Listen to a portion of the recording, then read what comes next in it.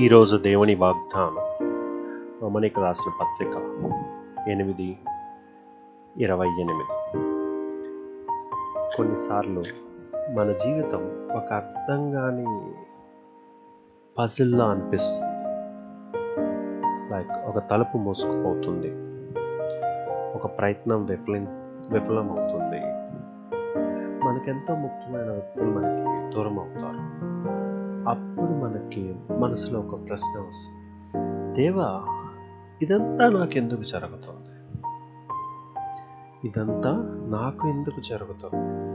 కానీ ఈరోజు మీకు అర్థం కాని ఆ సంఘటనలు కూడా రేపు దేవుడు చేయబోయే ఒక అందమైన కార్యంలో భాగమైతే ఎలా ఉంటుంది? ఒక్కసారి యేసేపు జీవితాన్ని గుర్తు చేసుకోండి. అతడు తన సొంత సోదరులచే ద్రోహం చేయబడ్డాడు, అమ్మబడ్డాడు, మరచిపోబడ్డాడు. అతని జీవితంలో జరిగిన ఎందుకు జరుగుతున్నాయో అతనికి అప్పుడు అర్థం కాలేదు. కానీ దేవుడి అతని బాధను వృధా చేయలేదు.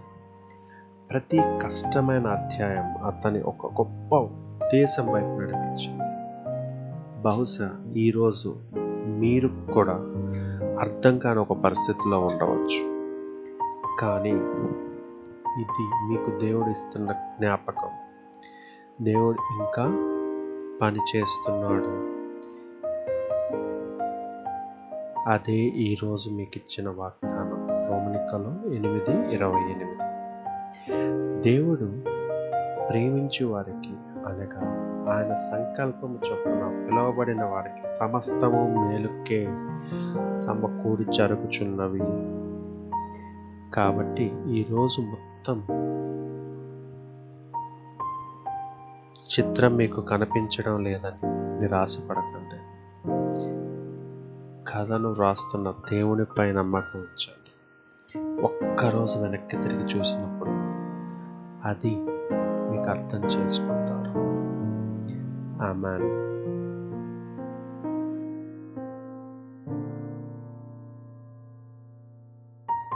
పరలోకమందున్న మా తండ్రి, నీ నామము పరిశుద్ధపరచబడుగాక, నీ రాజ్యము వచ్చుగాక, నీ చిత్తము పరలోకమందు నెరవేరుచున్నట్లు భూమి అందును నెరవేరునుగాక.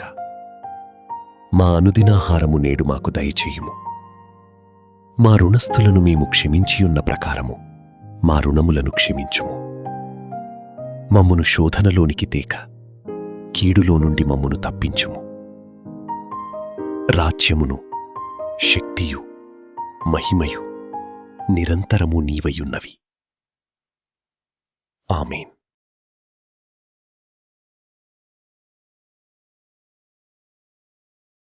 Thank you for watching. Don't forget to like, comment, subscribe, and share. May God bless you.